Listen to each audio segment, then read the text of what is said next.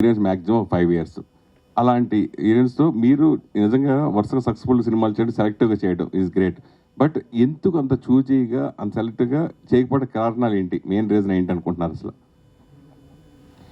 అది మీరు అది తెలుగు వాళ్ళకి తెలిసినట్టు ఎవరికి తెలియదు. నేను ఎందుకు చూజీగా చేస్తాను, అది ఎందుకు ఏంటి అనేది అర్థం చేసుకున్నది మ్యాక్సిమం ఇక్కడే కదా.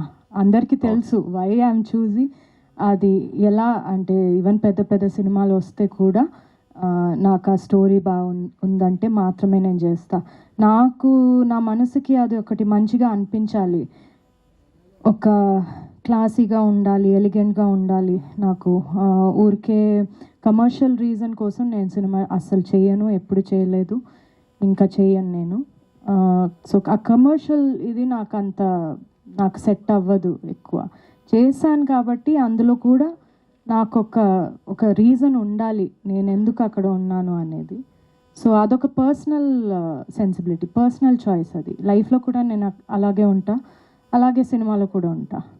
సో మీరు చెప్పినట్టు ఒక హీరోయిన్కి లైఫ్ తక్కువ అనేది కరెక్ట్ కాదండి అసలు. చాలామంది ఉన్నారు, ఇప్పుడు కూడా చాలా బాగా చేస్తున్నారు, చాలా యాక్ట్రెసెస్ ఉన్నారు. సో ఒక బిలీఫ్ అంతే, అది it's not reality. I don't think that anybody, ఇప్పుడు హీరోలకి ఆ టైం లేదంటే హీరోయిన్లకి కూడా లేదు, ఎందుకు ఉండాలి?